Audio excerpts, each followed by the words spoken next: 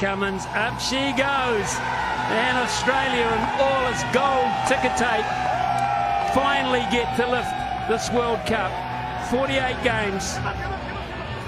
It's been a marathon. And at the end of it, they brushed the tape with ease. Outstanding performance from a top-class squad.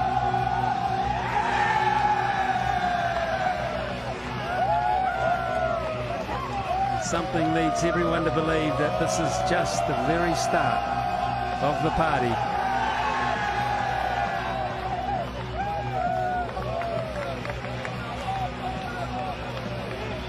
Now up on stage, of course, all the support group as well, which will include the coaches, batting coaches, fielding coaches, physiotherapists, press managers, doctors, trainers, strategists, analysts.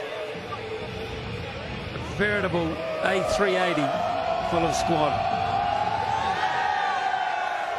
And they are all part of this amazing feeling that Australian teams have got to do on a regular basis when it comes to the Cricketing World Cup.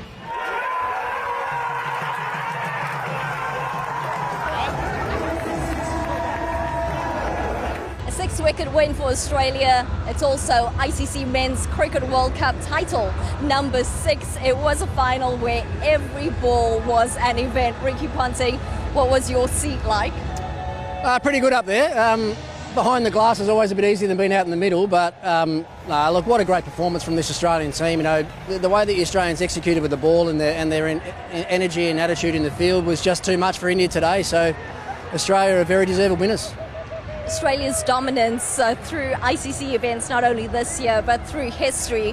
What do you put that down to, being such a force in world cricket? This last year has been an amazing year for Australian cricket to win the World Test Championship and 2-2 in the Ashes, and then so soon to come here and win a Cricket World Cup is, speaks volumes about this group of players and coaching staff and leaders around their teams. Australian cricketers anyway like the big moments, they like the big stage, so they're not scared of those moments. They're going to go out and grab those opportunities rather than sit back and wait for opportunities to come their way, and I think that's why Australian teams have had so much success in the actual biggest moments.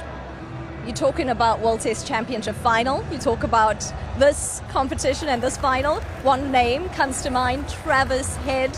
How impressive is he when he takes those big moments and makes them count? Yeah, what did he get? 160, I think, in the World Test Championship final, 137 today. And anyone that didn't watch it will probably just look back at the scorecard and think, oh yeah, he got a really good 100, but they were 3 for 40. Australia were 3 for 40 and looking like they were going to be in some serious trouble. He had to change the way that he played. He had to go from sort of 6th gear back into about 2nd gear for 5 or 10 overs and establish a partnership with Marnus Labuschagne. There's many players that we're probably seeing the last of in this ODI format. David Warner amongst them, maybe Steve Smith as well, Mitchell Starc.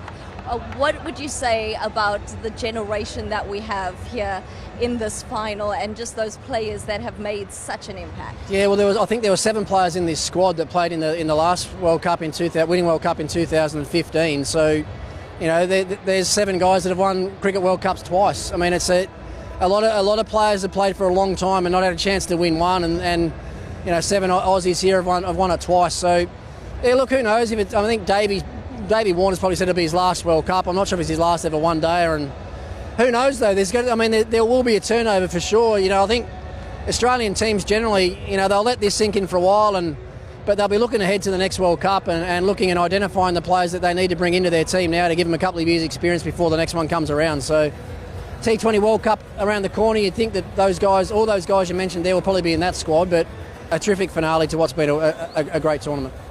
Next stop, South Africa. We'll see you in 2027.